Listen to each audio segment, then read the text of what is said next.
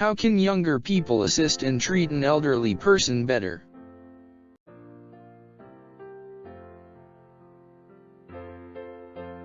Prevent loneliness and rapid deterioration. If merely speaking to a counselor or psychologist has therapeutic value, and the mere presence of a pet or small child in the house has therapeutic value, how much the more will speaking to one's own daughter when in distress or having someone else living with a person in the house who does not even speak much, also be therapeutic? Your words, attitudes, and actions and your manner of thinking, saying and doing things should also have therapeutic value for the elderly. Especially for those who are often unable to attend church services due to poor health, financial or other reasons, the provision of a radio and music player can also help prevent isolation, as the elderly will then be less occupied with his own thoughts. It will also strengthen the person spiritually, mentally, and emotionally, as he is then able to listen to Christian and other programs, news of current events, music, radio theater, and recordings of local and other church services. Many good cell phones have these audio facilities. However, even when played at maximum volume, these may still be too soft for the elderly person. Using earphones with the cell phone are usually necessary to enable the radio to play, even when not applying them directly to the head and playing the music through the cell phone's speaker. The radio content and music will be more audible using these earphones. Earphones can, however, become irritating after a while, and could even cause further damage to the person's hearing when listened at high volume.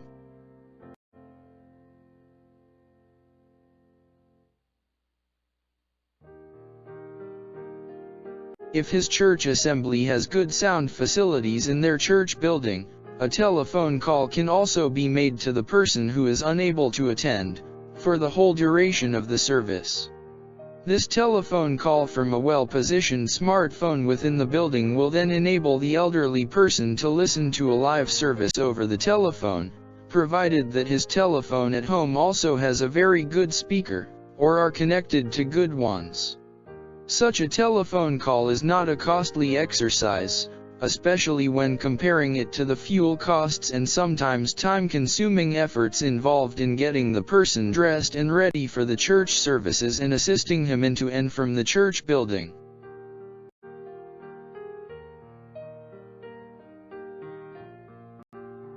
If the church has a regular live stream of its church services, those who have good and affordable access to the internet may even be able to watch these from their place of residence or bed of illness, on a video device with a good internet facility.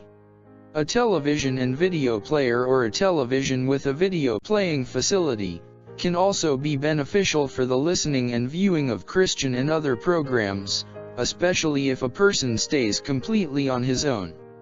The television has an additional advantage, as it displays images of current events and helps the person to be more easily in touch with reality and the world outside.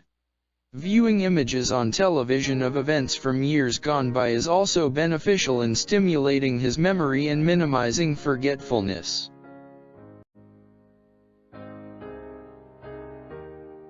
Specific incidents and major events can thus be clearly seen, for example, how bad the reported bushfires in the city are, or the international events that are taking place in town. Desktop, laptop, tablet computers, and portable DVD players with relevant preloaded audio and video material also serve as good alternatives, in cases where an ordinary television and video player are not available. If they already have the necessary devices on which to play audio and video materials, you may still give them CDs, memory sticks, audio cassettes, DVDs and memory cards containing more of these materials.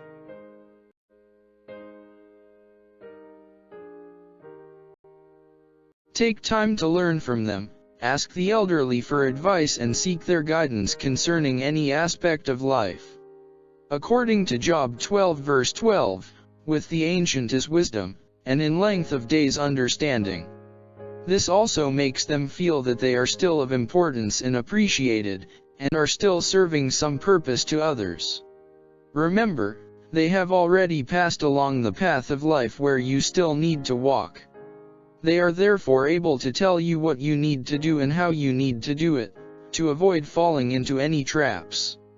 Heeding to their words can stop you from making the same mistakes they did, and thus from suffering unnecessary harm or loss.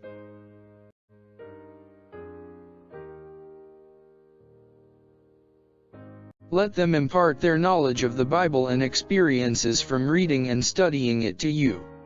Also ask them to pray for you. This is an important means of acknowledging their current value. Especially if they have been saved for many years already, they are indeed righteous people, whose prayers have a great and powerful effect. It is not a sign of weakness to let your elderly father or mother pray for you as a well-established middle-aged man, or even as someone approaching old age yourself.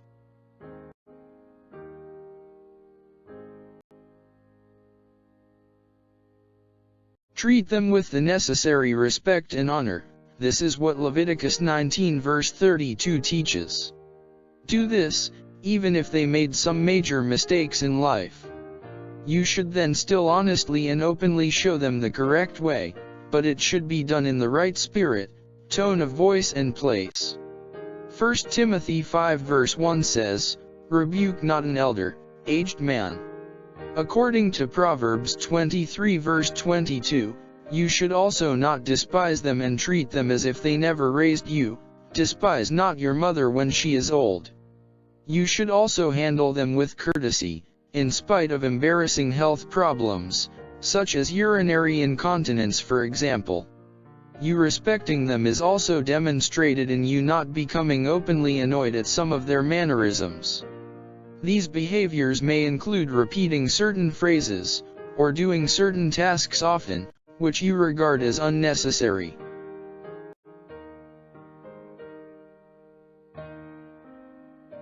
Do not ignore their telephone calls. Return their calls if you were unavailable when they called. The day will come when you will long for the very phone calls you currently regard as being a nuisance or excessive. Also contact them out of your own. Some children are so stingy that they even consider the cost of a short phone call to their elderly parents as being expensive. They therefore seldom call their parents. Unfortunately, they often realize too late that regular phone calls could actually have saved the life of their parents.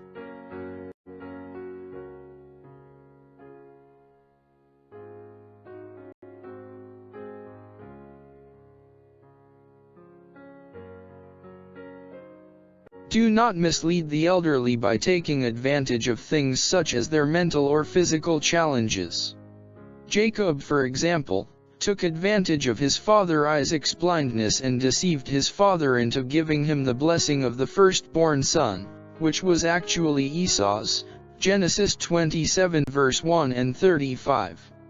Some children deceived their parents in order to get a certain amount of money or more money from them.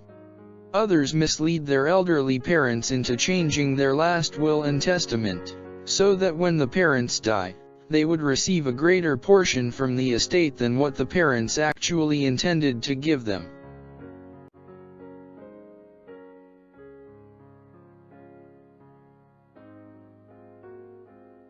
Acknowledge the widows, visit them with the necessary assistance and support such as food parcels, clothing, medication and transport to the grocery store.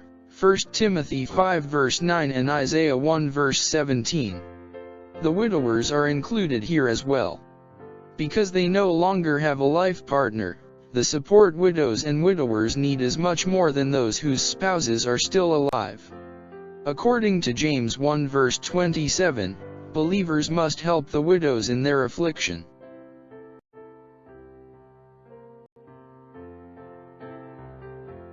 Submit to them, do not be rebellious because you think you know better. The elderly has a wealth of wisdom and experience which, if disregarded, could have significant negative consequences.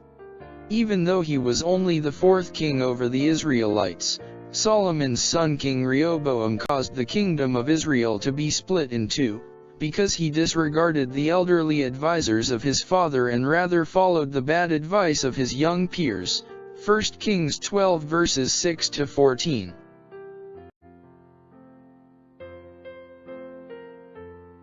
Acknowledge the knowledge and skills they still have. In church assemblies or cell groups, for example, elderly believers can still be asked to preach a gospel sermon or share a word of encouragement, to do an opening or closing prayer, as far as their physical and mental condition allow. Others may be invited to assist in preparing a special meal or article of clothing for an important function, to address the bowling club, or to give advice to others on a particular subject, given their experience or expertise in these areas. Making a video recording of them sharing the knowledge they have regarding a certain field, and playing it back to them, will motivate them a great deal.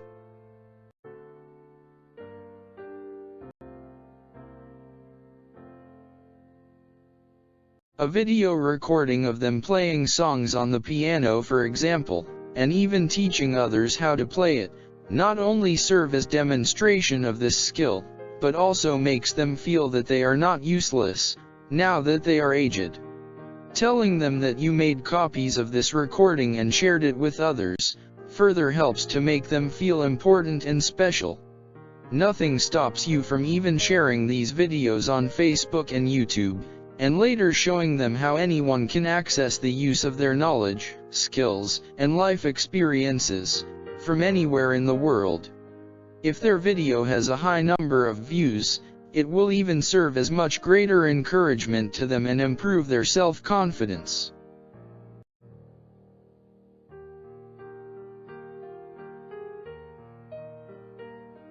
It is first and foremost the responsibility of elderly people's own children or close relatives to assist them, since they are usually the ones whom the elderly have sacrificed a lot for, over many years.